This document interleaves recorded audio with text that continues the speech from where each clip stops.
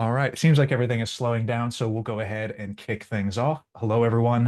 Hello, my fellow ninjas. Welcome to a NinjaOne webinar. My name is Jeff Hunter, and I am the field CTO here at NinjaOne. Today, we are doing a sequel, Scriptapalooza 2, the new batch. This is a sequel to a webinar that we did all the way back in early March, if I'm remembering correctly, which celebrated the launch of a bunch of new additions to the NinjaOne template library. And in that time, we have actually made two updates to the template library. And so we'll go ahead and talk about some of our favorite scripts that we think are going to be particularly useful. Uh, some brief housekeeping, however, before we get started. As always, this session is being recorded and it will be emailed out to you tomorrow. It'll also be posted on our YouTube channel. So if you have not already and you feel inclined to subscribe, feel free to do so. Second bit of housekeeping is that we do have a giveaway that will be announced at the end of this webinar. Nothing that you need to do for that, simply by registering and showing up. You did everything you had to do to be entered for the giveaway, and we have a very special return guest to the program who will be coming out to announce that towards the end. Finally, we expect and encourage any questions that you might have. There's a lot to talk about, so please feel free to put that into the Q&A section of Zoom. It is much easier for us to keep track of questions in the Q&A section versus the chat. We have quite a few people here today. I can almost assure you that your question in the chat is probably going to get lost, so please use that Q&A functionality.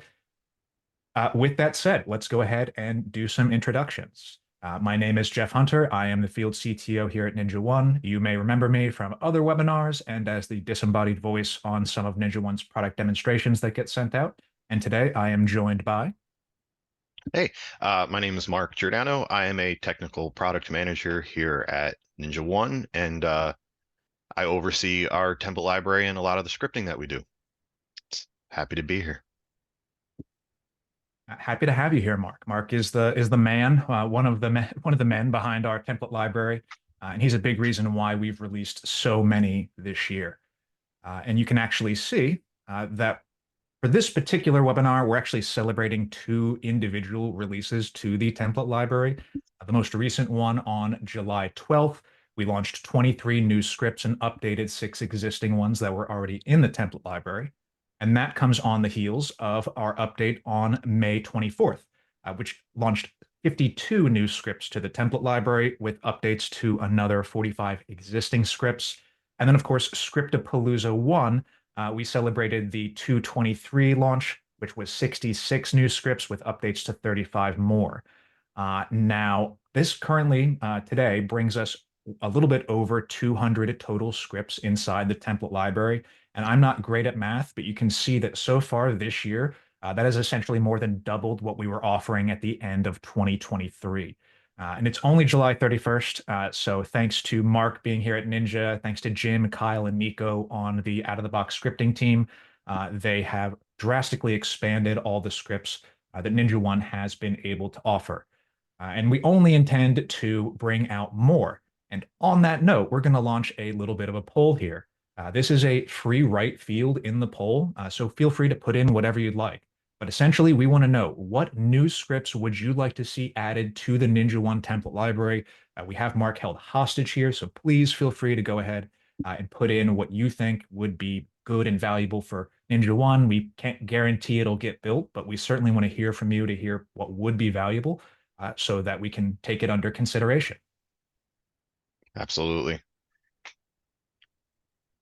Now, our agenda for today, we are going to cover 6 scripts from the past 2 launches. So technically, this is Scriptapalooza 2, the new batches, if we're being accurate here.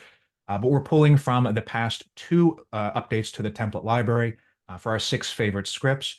We're going to start by talking about how to uninstall a Windows application. This is native functionality already inside of NinjaOne, but the template library script gives you some additional flexibility to then automate the detection and uninstallation of applications. We'll then go into an example showing the internet speed test. This will go ahead and pull a bunch of metrics about the internet connection for a specific device, writes it into a NinjaOne custom field, makes it very easy to report and kind of have an at-a-glance view of what the internet health of a particular device is. We'll then go ahead and do a check for stop services, all those stop services that are in an automatic state, meaning they should be running. We want to make sure that they are supported and that they're in an operational state to prevent disruption to the end user. We'll talk about the display pop-up. We actually covered this one on the first Scriptapalooza, and there was some feedback from our ninjas about what they wanted that script to do. And we'll be covering one of those bits of functionality that was requested, which is a snooze option for the display pop-up, allowing you to better communicate with your end users. We'll then do a set antivirus override, which is an enhancement to NinjaOne's reporting to allow you to more accurately report uninstalled antivirus.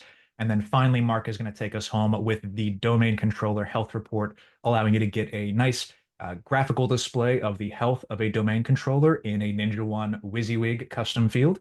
And that is a very cool thing that I'm excited to have him show off. With that being said, I'm going to go ahead and stop my share and share my demo portal, and we can go ahead and get things started.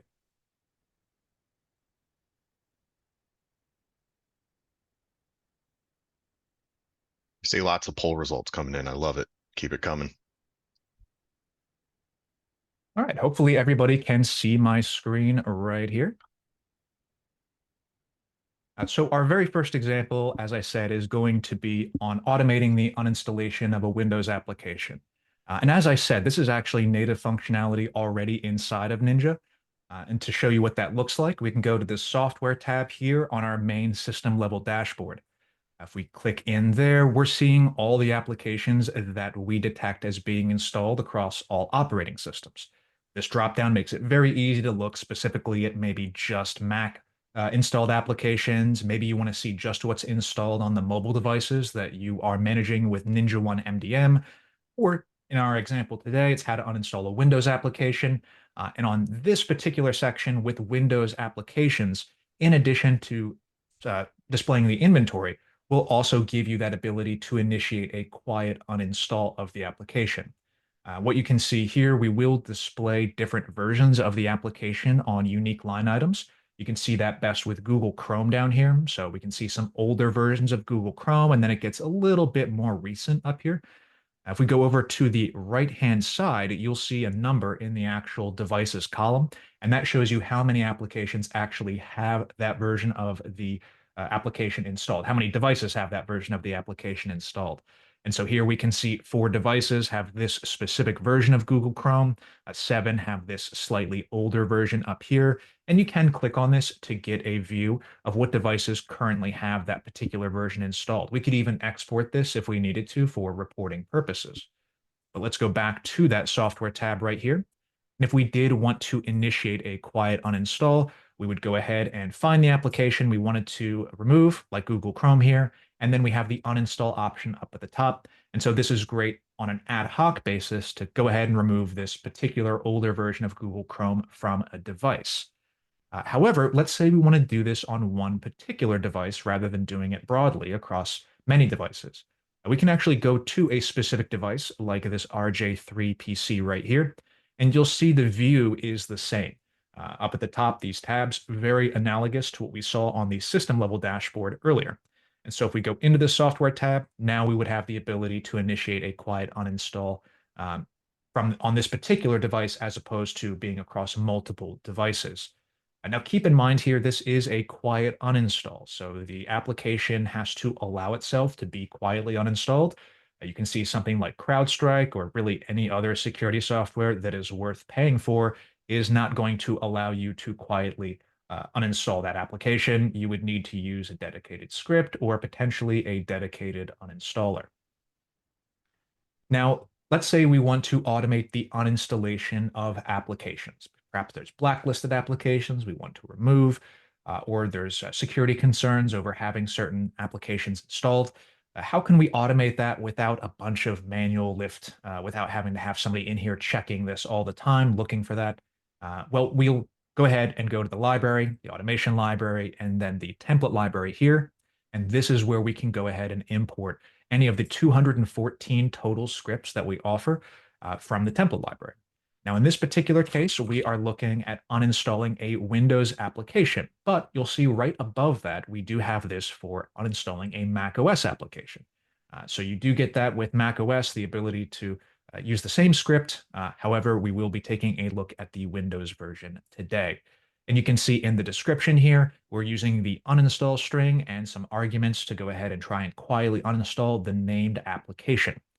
So I have actually already imported this and I have it available. How would I actually leverage this for an automation to dynamically uninstall something? Well, we're going to go ahead into a policy and make that happen.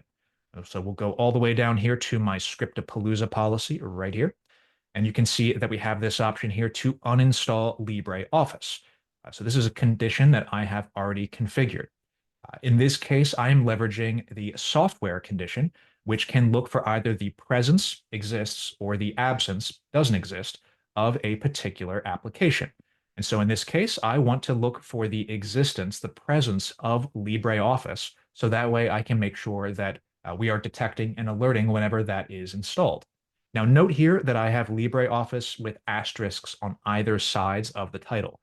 Those asterisks operate as wildcards, so I'll find anything, or this alert would detect anything that had LibreOffice in the application title, regardless of what was on either side of it. And so now we have this condition here. That's great. We look for the presence of LibreOffice and we get an alert whenever that's installed. Now, perhaps we don't want anybody using LibreOffice because they should be using the Office suite, for example. Perhaps you want to ensure that there's no other documents that aren't being captured by OneDrive. And so what we can do here is then automate the uninstallation of LibreOffice. We have the detection, the alert right here. Then on the right-hand side, we can go ahead and leverage our uninstall a Windows application script to remove LibreOffice. Now you'll see here that we have these dynamic script variables right here. These are data fields that allow us to provide input to the script. And so you saw earlier that the script was pretty complex. There were some moving parts there to find the uninstall string and then go ahead and actually execute the uninstallation of the application. And so the script variables here take that more complex script that was probably a couple hundred lines of code and then makes it so that you can easily provide input to it in these four data fields. So in this case, all I really need to provide, and this is a required field here, is the name. What application do I want to remove? And so I put LibreOffice in there. Now I could add additional arguments, and depending on the application, this could be required. For example, there could be a particular uninstall string that's not standard. There could also be perhaps a password that's required in order to successfully uninstall the application. Now, some applications do require to be rebooted after the uninstallation for that to take effect. And then you can also set a timeout here for how long we're going to attempt this action before we just give up. Now, in this case, I'm leaving it all set to the defaults here, just naming the LibreOffice application. I don't want to reboot after it. And so now we have a two-step process. We identify that LibreOffice is installed, and then we are running the script to uninstall LibreOffice from the device. Critical third step here is, did it work? Did the application actually uninstall? And that is going to be determined by the when no longer met option that we see here for auto reset. Now, this resets the actual alert that's created from the alert we created, the existence of LibreOffice. It looks at the root cause of the condition, which in this case is that LibreOffice is installed. So if LibreOffice is no longer installed because this automation on the right was successful, we'll go ahead and reset that alert, take that noise off your dashboard so you're not chasing an open-ended alert that goes nowhere because the script did what it was supposed to do. It self-healed, it self-remediated, it took care of business. So this is a great workflow to automate this. You could certainly start to do this at scale, perhaps with an allow list or a blacklist of software, maybe an organization custom field that specifies all allowed software, and then you could compare against that list and use this script to automate the uninstallation of anything that wasn't authorized. And that is the end of this particular example. I'll be back in a few minutes. I will go ahead and turn this over to Mark now for an example of internet speed test, I believe. Yes, sir. Absolutely. Thanks, Jeff. Let me go ahead and get my screen up here. Okay, fantastic. Yeah, so we're going to talk about the internet speed test. This is actually one that we have seen a request for quite a lot, actually, both through various communities and specifically in our Discord community as well. This has been a pretty popular one, so we're going to go through that here. I'm actually going to show how to import it as well in case any of those that are maybe evaluating or new to Ninja. So let's head over to administration. library, automation. You can come over to our template library here. As mentioned, we have about 214. The template library was recently redesigned. I personally love it. It makes it much easier now to filter and to see the new scripts that have come out. So that's really a plus. So you can come over here and click on last updated, and you can see you can filter and put everything that's new at the top. So you can very easily see as we release things, what's new. Let's check for this internet speed test. Here we go. So I'm going to go ahead and click on this, and then we're going to do an import. Put it in our category. And we can import it just like that. That is now part of our regular automations here once you do an import. So if we take a look at that script, also going to show off one other thing for those that perhaps may be new. It does have a custom field name. So this script optionally outputs its information to a custom field. Not required. It is optional. However, if you want to output that data, you do have that option. You can see here, we suggest a default name for a custom field just called speed test. You can see that right here. That is not required, and you do not have to name it speed test either. You can name it whatever you want. So knowing that this does output to a custom field, let's take a look at making a custom field real quick. So we're going to, under administration again, we're going to go to devices, global. We're going to click add field. And I'm going to name this one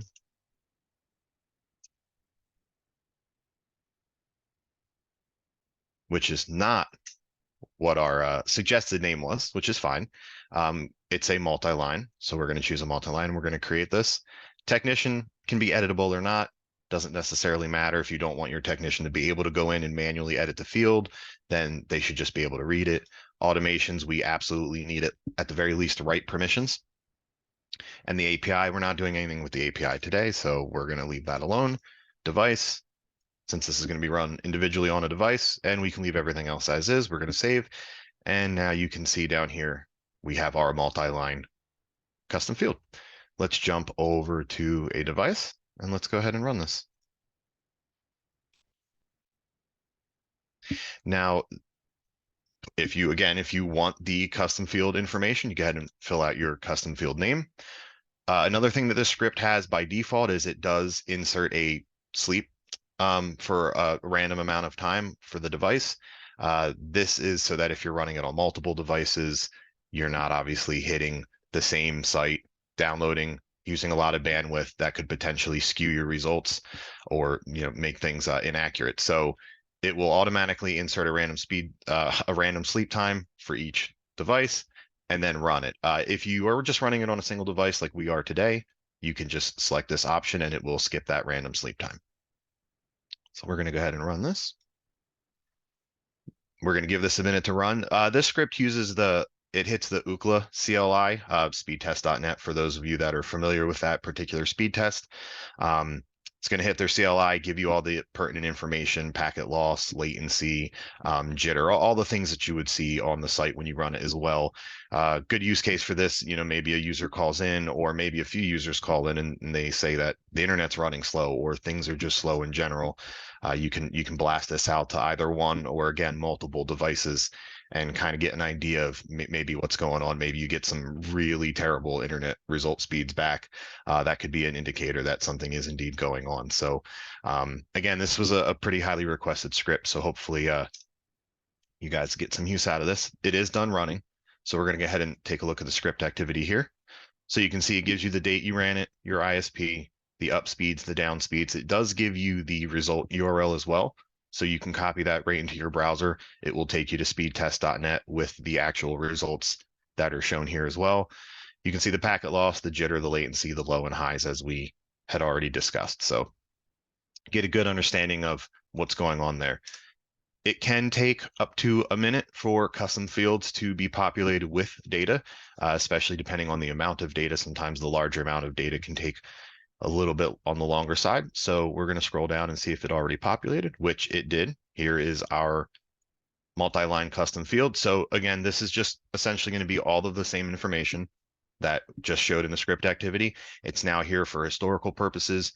You could even schedule this to run once a day if this is something that you want to check on. And you could even actually turn this into a condition if you wanted to. If you know the speeds that the customer should be at. You could turn this into, oh, their download speeds are only 5 when they should be 500. Could do a lot of things with this.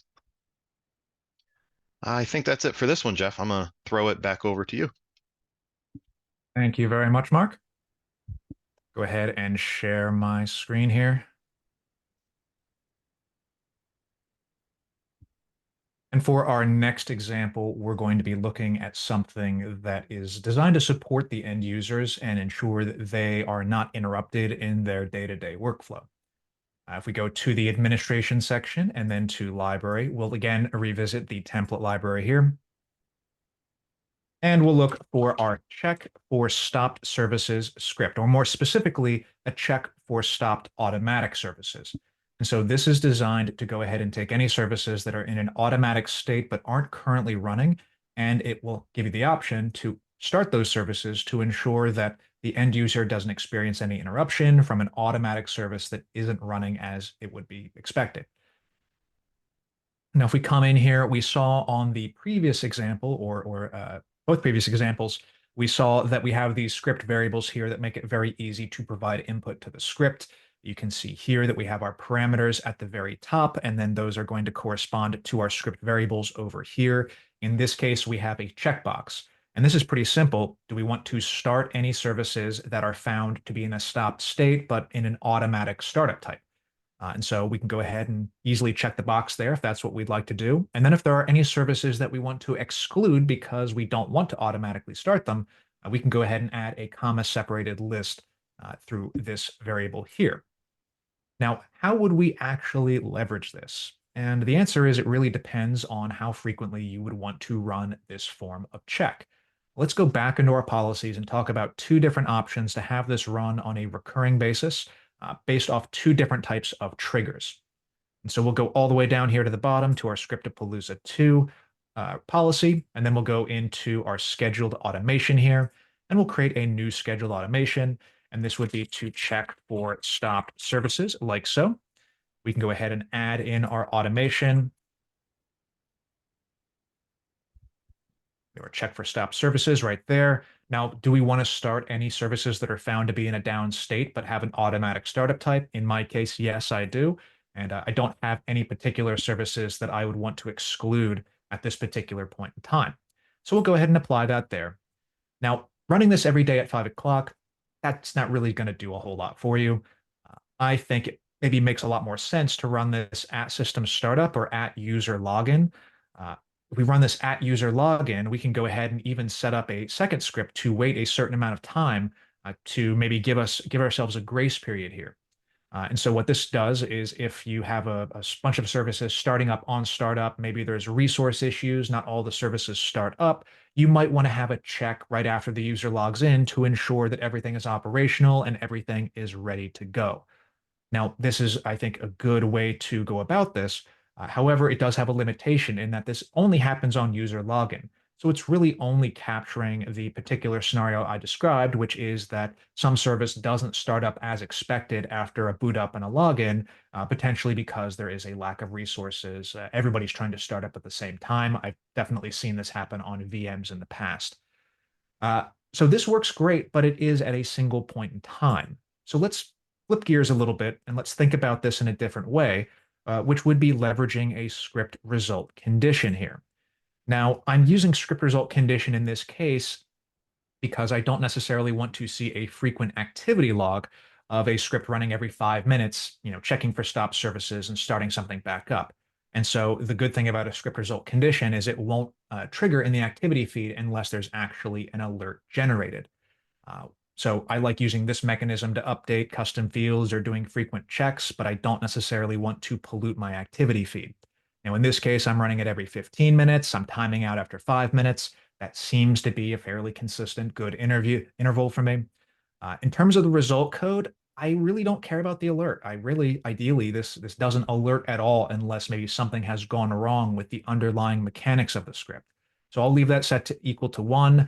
I'm looking for with output with does not contain. And so this should ensure that I am running this in the background and I'm not really getting an alert. This is just running on a consistent basis. Now, if you want that alert, you can certainly get it. But In my particular case, it seems like it would just be a little bit of an overload in terms of the information that I'm getting here. So you really have two ways to do this, and it really depends on what your scenario is. Are you worried about capturing devices that might have some issues, getting all the services started at the initial boot or at the initial login, or are you more concerned about an ongoing support to your end users, making sure that they have the ability to always operate as they would expect, this doing all the checking and the hard work in the background, and the end user otherwise being unaware of anything. Now, this is a broad-based check. Anything that is listed as an automatic service would be checked by this script unless, of course, I leveraged the CSV exclusion option. Uh, Now, let's say I want to be a little bit more specific with what I'm checking. We actually have a separate condition in here that looks just for services. So if you'd prefer to operate by specifying a particular named condition, a named service, as opposed to doing a broad-based start of any automatic service, we can come in here and specify something simple. I'll use the print spooler. This would auto-populate from any of the devices that you have Ninja installed on. So we're pulling a list of the services that you're actually using in the field to autocomplete this. Now, we could look for the existence of the service or the absence of the service, but in this case, I don't really care about that. I'm more concerned about the operational state of the service. And so in this case, I'll leave this set to down. Keep in mind that this is not going to trigger if the service isn't actually installed. So if there isn't a print spooler on the device, this condition would not apply. This is only going to apply to services that are installed based off of their current up or down state. Of course, keep in mind that a service in a manual state, a manual triggered start state, you probably want to ignore if the service is manual. Otherwise, you're getting a lot of false positives about the service being down, but it's in a manual state. It's probably designed to be down most of the time. And so now we have this option here. We've monitored a critical service. We know when it's not operational. We can then go ahead and do the same workflow that we did in the first example with uninstalling a Windows application. Instead, here we're going to be starting or stopping a Windows service. Now, you can use this script here, which allows us to go ahead and specify a single service like the print spooler. And that works great. However, we have another option here, which is another template library script to restart a service. And the benefit of this particular example is that you can add multiple services. The first one I showed, the start or stop a Windows service, it's singular. But this option here is has a plural element to it. So it could be one or more services that you want to specify. So in the example, if monitoring multiple services here, let's go ahead and do maybe a Windows time service here. Right, that would be great. Now let's just do Windows Audio. Let's say that we want to have multiple services here. I can then use that restart option here so that if any of those services go down, I'm starting not just one service, I'm starting all the services that I specify in this template library script here. So a lot of different options here. We can do a broad-based start of all stop services, or we can be very specific and only stop and start a particular named service. And with that, I'll hand it back over to Mark. All right. I'm having fun answering questions and seeing all the chats going on. All right, for this one. All right, you guys should be able to see my screen again, which is great. So this next one, we're going to talk about the display pop-up or the Windows Toast notification. This particular one is going to be the snooze dismiss.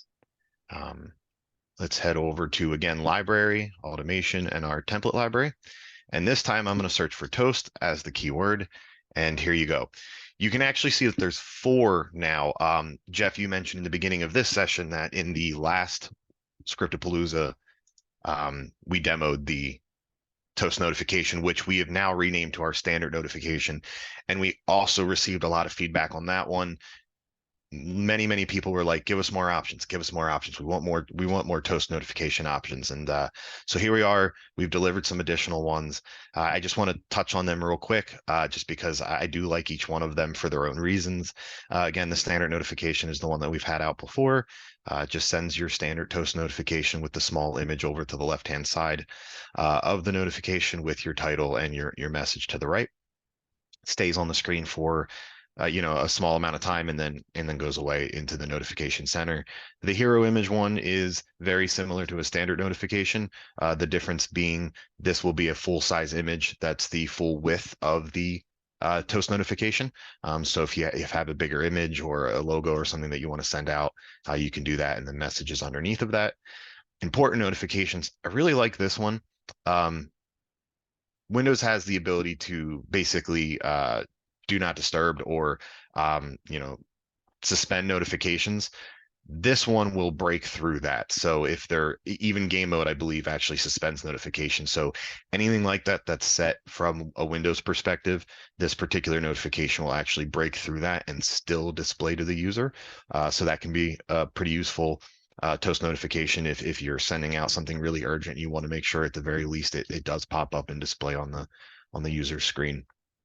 The one we're going to show today is the snooze dismiss one. I really like this one. Obviously, this is going to give the users options to snooze and dismiss based on some information that you enter in at runtime.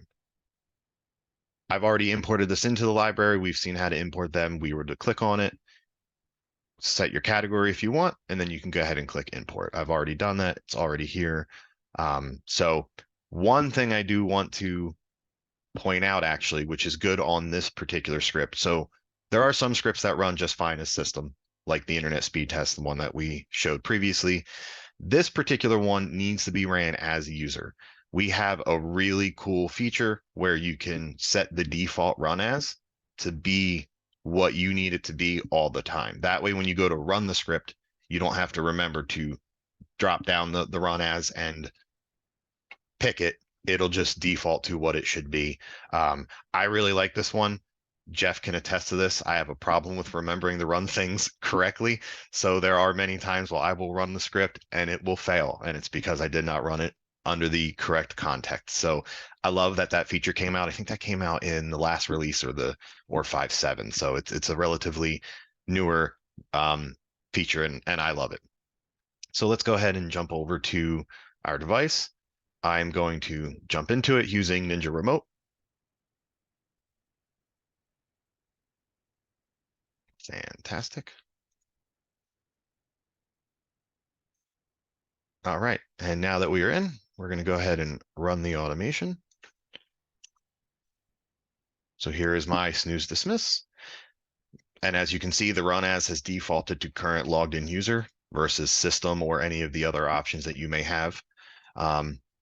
The title here is simply going to be whatever you want it to be. It could be maintenance. It could, whatever it's related to, save and closure, data, reboot reminder, whatever you want the title to be.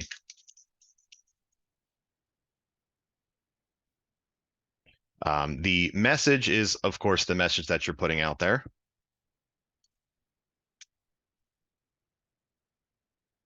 Would help if I could type. The application ID, this is specific to each toast notification that you send out. This is on every single one of them. What the application ID actually is it's how Windows identifies what app, so to speak, is generating that particular toast notification. If you've ever looked at when you get a bunch of notifications from the same application, when you click on Notification Center in Windows, it will group them based on the application. This is what actually controls that. So if you put in maintenance as your application ID and you send this out 3 times throughout the day, it will group them into the notification center under maintenance. And then if you were to send out a 4th one and name it something else, that one will be independent. It will be grouped separately in the notification center. So that's what application ID controls.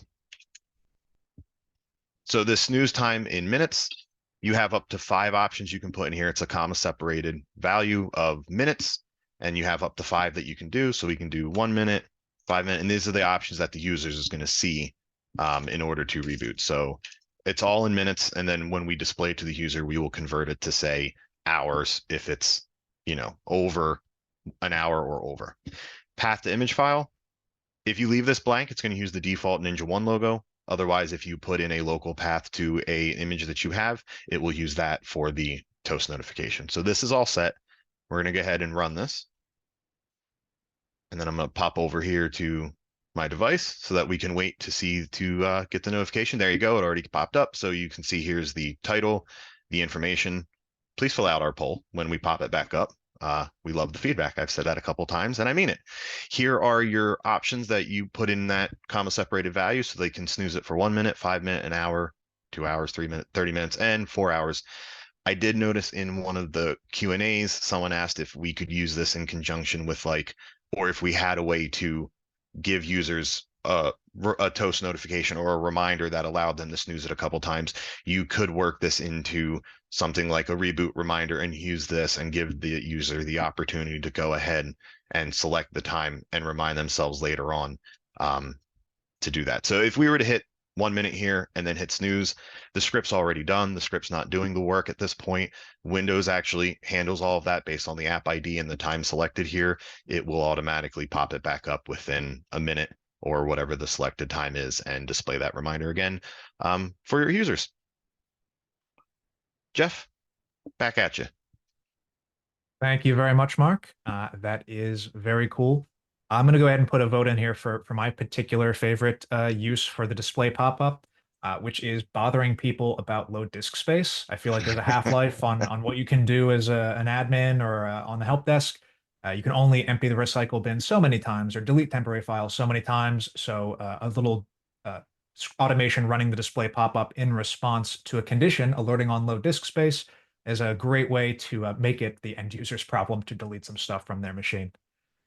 Also, while I get my screen shared here, we are going to put a link in the chat. I know that some people said they missed the initial poll.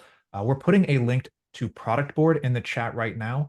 This is how we handle all of our feature requests, and this particular link is for the template library. So if you would like to go ahead and put any suggestions into product board, that would be great. We'll also run the poll again. If you have more ideas, got inspired by something during the webinar, we'll also run the poll again at the end of the webinar. So if you do have any more ideas, we'll have the poll pop up again. But also, please feel free to put your ideas into product board as well. Save that link. If you think of something in a week or two, go ahead and put it in there. It's evergreen.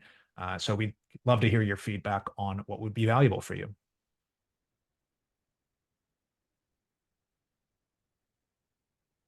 I'm going to go ahead and share my screen right now. And just to note that product board information, that actually that goes straight to me and my team. So again, absolutely, please provide that feedback, throw those suggestions in there. We'd love to see it. So for my final example, we are doing something that really enhances the reporting of NinjaOne, and I'll show you what I mean right now. We're going to go to the reporting section on the left-hand side, and then I have an executive summary report that I have pre-built for this example. This is our executive summary single-page overview designed to show you what the current health is for your devices in a particular organization. And you can see here that we've got a slight problem. Our total score is 66%. Our servers are available. Our disks look good. The problem seems to stem from our antivirus protection. Only 66% of the devices are currently covered. A little bit of background information on this. Ninja is able to report on any integrated AV that is protecting devices. However, if you're using a non-integrated AV and the device doesn't have Windows Security Center, there's no avenue for us to tell whether or not the antivirus is actually installed, whether it's up to date, whether its definitions are good, if it's turned on. So that would apply to a Mac OS device using a non-integrated AV. It would apply also to a Linux device, and it would apply to a Windows server, which doesn't come installed with Windows Security Center. So if we scroll down a little bit further, we'll get some more insight here. We can see that we have 2 protected devices and 1 unprotected device. If we want to know what that is, I can see the separate antivirus module down here gives me a little bit more granular insight into what is unprotected. I can see I have a server right here that has an unknown state, which means that it's probably protected, but there's no avenue for Ninja to accurately report on that. So what we have done is, what Mark has done, is he has created a script that will actually create a JSON file locally on the device. And we have coded the Ninja agent to parse for that JSON file and treat it as the installed AV. So this is giving you an option to bypass or essentially replace Windows Security Center on server, Mac OS, and on Linux devices. Windows workstations, of course, already taken care of because they have Windows Security Center pre-installed.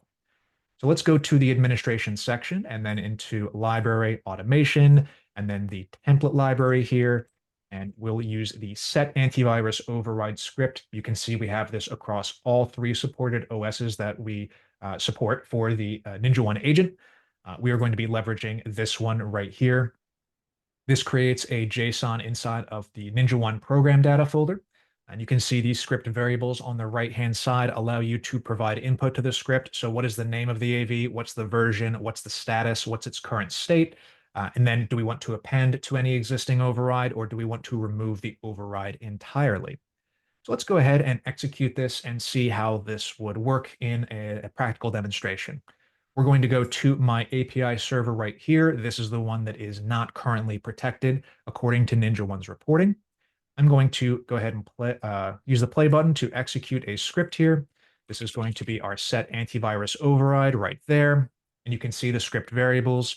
Now, in this case, I'll select an AV that NinjaOne does not currently have a built integration for, which would be Sophos. So we'll go ahead and use type Sophos right there. We'll use a completely fake version number, 6.0. I have no idea what version Sophos is actually on. And then we can see the AV status here. Is it up to date? Is it out of date? Is it unknown? This is, of course, a manual operation, so you are relying on checking your Sophos portal to ensure that your device is checking in and is up to date. We are going to respect whatever you put in here, but this is a manual operation, which means that it is, of course, subject to human error.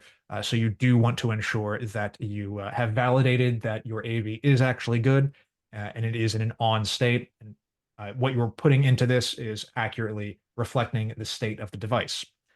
And I'm not going to append, I'm not going to remove the override. I'm just going to go ahead and run it like so. And over on the right-hand side, you'll see the activities feed will report back that this was a successful action, hopefully. And then we'll actually be able to see this reported in our reporting section. And here we can see the action is starting. Now, I did want to talk briefly about another template library script that could help you with this process. So let's go to the administration section. Let's go to library, automation, to the template library once again. And now we're going to be looking for the script to detect installed antivirus. Now, this is going to go ahead and look for 11. It currently supports 11 AVs. You can see them all listed out right there. And if they are installed, it can write into a custom field with the AV that's installed, its estimated definition updates, all the information you would need to know to ensure that your device is protected. So this is a good option here to go ahead and have NinjaOne report on what the installed AV is so that you can then have that set antivirus override actually push out what the accurate settings are to automate this so that you can get that reporting on the AV that's installed, whether it's good and up to date or whether it's out of date, if it needs definition updates and there needs to be some attention paid to it. Now, I think at this point that the script should have run to complete the antivirus override. And if we go into our executive summary again, hey, look, our score has gone up. Our antivirus protection is now listed as 100%, so we are completely covered. And if I scroll down a little bit further, we can see that all devices are protected now. We don't have any devices in an unknown state. Everything is protected, and the API server is reflecting the information that I put into that antivirus JSON. Sophos is installed, it is on, it is up to date, and its last check-in was today. So I think this really can help expand your reporting or improve your reporting from within Ninja. Obviously, we need an avenue to be able to accurately report on what is installed. Windows Security Center works great on workstations, but we haven't had that avenue elsewhere, and now we have coded it in, and you can use this template library script to easily push out all your antivirus settings to your managed devices. With that, I will turn it over to Mark for our final example. Thank you, Jeff. One thing to note, the AV detection script actually that you pointed out, you mentioned 13. We are actually working on a revamp of that, and it will support, I think it's around 21 different items. Well, again, best effort, we do our best to do the detection on them, but manual work is done into each one to figure out how to look for it, detect it, and if we can also get the antivirus definitions from it. So look for that in the coming future. All right. That'll be And very exciting. I'm going to share. And let's jump over to here. All right. The last one I'm going to show today is the Active Directory domain controller health report. Again, administration, library, automation, template library. I am going to show off a little more of what the team has done as well. Active Directory was another hot topic that we've gotten some feedback on. So we are definitely working. We hear you. We love the ideas, and we are taking in some of those and making scripts out of them. So we are expanding our Active Directory scripts, whether they do certain functionality or they do reporting. You can see here if you filter, again, by last updated. In our last two releases, we've released 5 different Active Directory scripts and then 2 earlier in the year. So we currently are sitting at 7 for Active Directory specific scripts. So a lot of good stuff in here. We're going to talk about the domain controller health report. I already have that imported, so I'm going to go ahead and jump back over to my device here. And I just want to confirm, jump over to this one actually. So we're going to go ahead and we're going to run this script. Runs a system, WYSIWYG field. So this is one of the newer fields. I've been seeing some chatter in the webinar session here. WYSIWYG fields, that information would look great in a WYSIWYG field. I think somebody mentioned that about the speed test one as well. So we are utilizing a WYSIWYG here, and they are great. There's a lot of things you can do with them. If you guys caught the last webinar, I think with Luke, he displayed some really fancy stuff you can do with them as well. So we're going to go ahead and put in our custom field name here, and we're going to run this report. So this is going to run the dcdiag command built in the Windows for domain controllers that processes, I think it's 20 different tests against the domain controller in order to basically get an overall, like a bird's eye view of the health of it. Obviously, it's important. Domain controllers are a pretty important device within someone's network or their environment. So we want to make sure you guys can stay on top of that and have an easy way to look at the overall health, potentially be proactive. You could schedule a script like this to run once a day.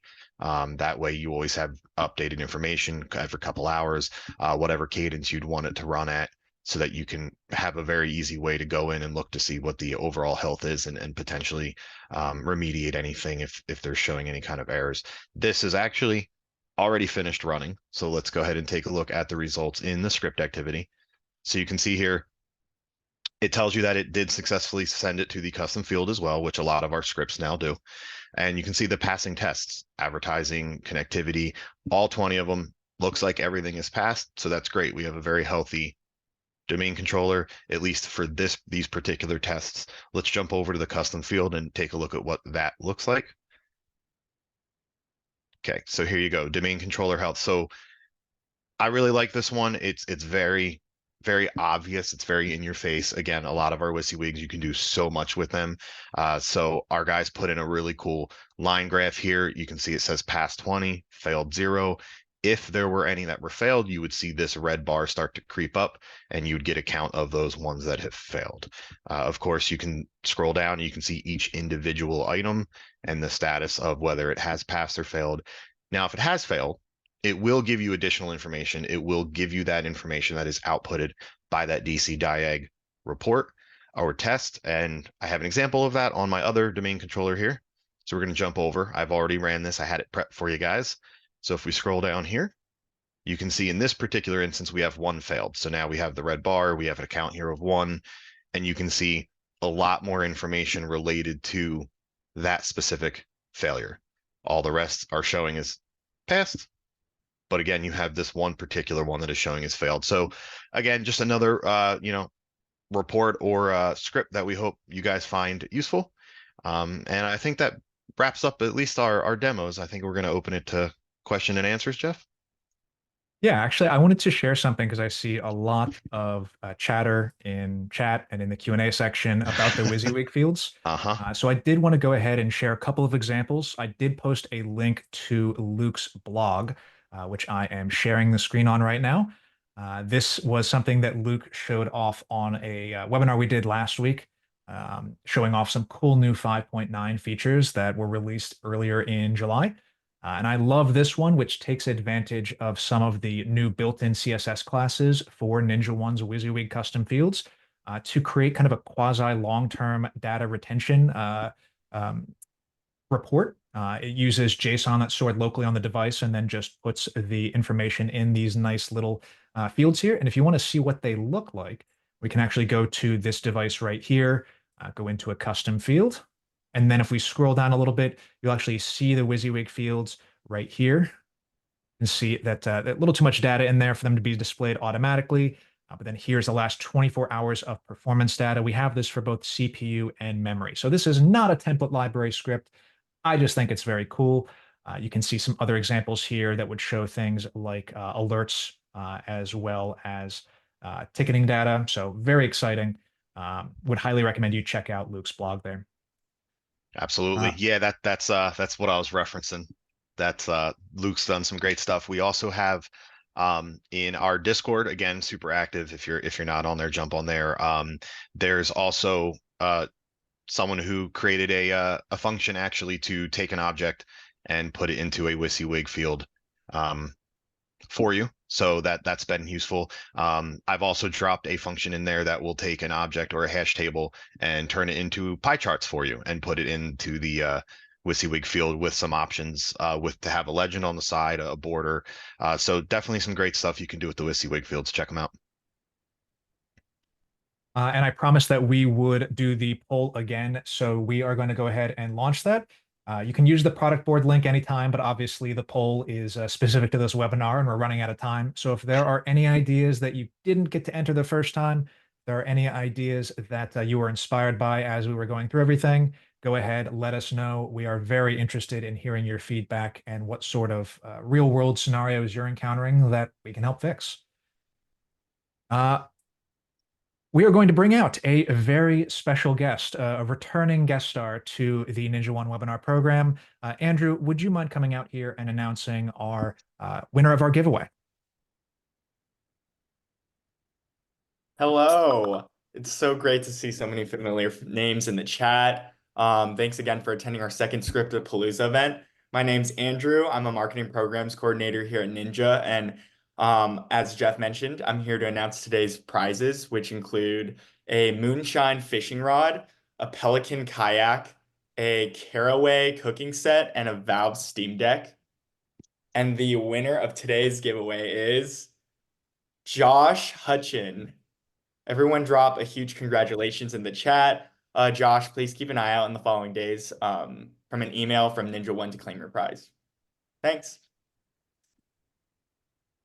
Thank you very much, Andrew. And I think we have a couple of minutes for questions. So we're going to go ahead and see what we can answer. I know Kyle, who is one of the engineers who works on all these template library scripts, he's been hard at work answering questions. But let's see if we can find any that we can answer live on the call. A question from Andy. For the uninstall application, any chance that the condition can pass the match parameter to the automation parameter? That would be great, but it wouldn't be able to directly pass it.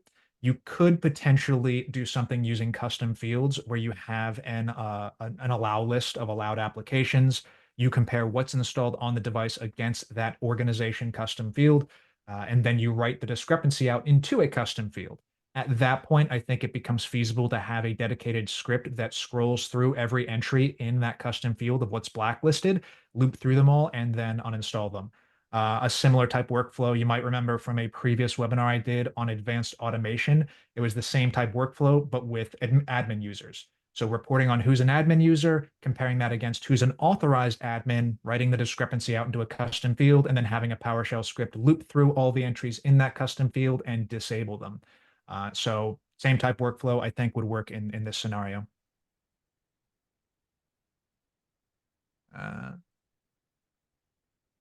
Is it possible to make a trigger happen if it doesn't mark devices as needing attention? Not today. Every single condition, once active, is going to place that needs attention indicator on a device. The good news is the when no longer met option makes it very easy for that to quickly go away. So ideally, you discover that, let's say, an application is installed that shouldn't be. That creates an alert. You then have the script run to fix that. When no longer met recognizes the software is no longer installed. So the totality of that alert being active should be, certainly only a couple of minutes. But it is a good feature request and one that we are looking at, but will probably almost certainly be a next year timeline. Question from James. Is it possible to have multiple types of conditions on the same automation? Not yet. However, we have something very cool for you coming that will allow you to do exactly that. That's currently in an alpha now, and I think we're going to be expanding it into a beta in our next release or two. But this would be compound conditions, the ability to take multiple conditions and have them all, they have to all be valid in order for the alert to then trigger. And so James's example was if software exists and if software also exists for Office, then you would want to go ahead and then take that action. That is exactly what compound conditions will allow you to do.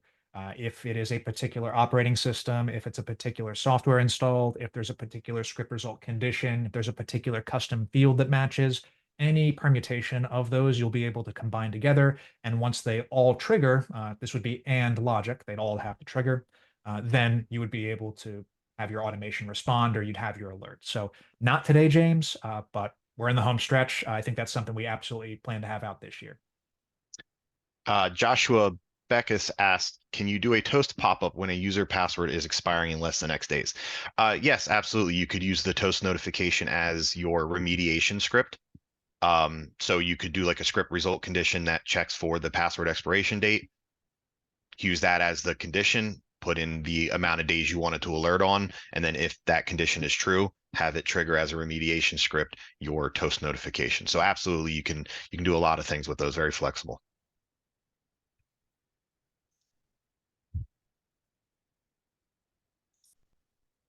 If somebody wants to uninstall System 32, I don't know if I can answer that live on the air.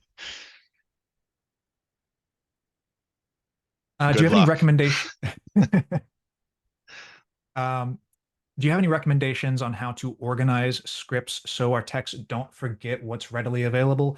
I would say there's two general philosophies that I'd have on categorizing scripts. You can create different categories of scripts within Ninja, so you can organize however you'd like. Categories do play a role in user permissions.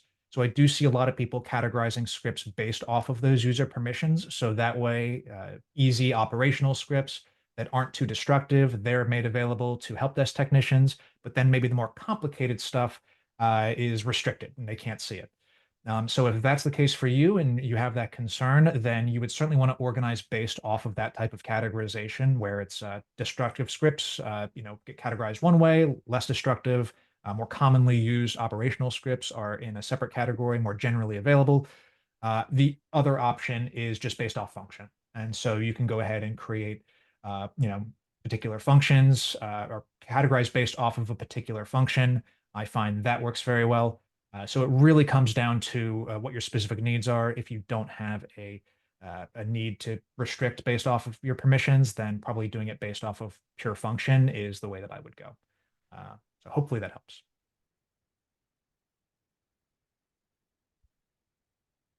A lot of love for compound conditions in the chat, which I love to see. And I'm sure Gavin would love to see it too. Yes, he would. Yes, he would. With that, I think we are at time. So if you do have any questions, we are both on Discord, so you can find us there. So absolutely. Thank you everyone for attending today. Thank you, Mark, for being here. Thank you for all your work on the template library. Thank you, Kyle. And thank you, Andrew, for keeping things running in the background. And thank you everyone for attending. Really appreciate it. Please reach out if you have any questions, and I hope you have a good rest of your day. Take care. Take care, everyone.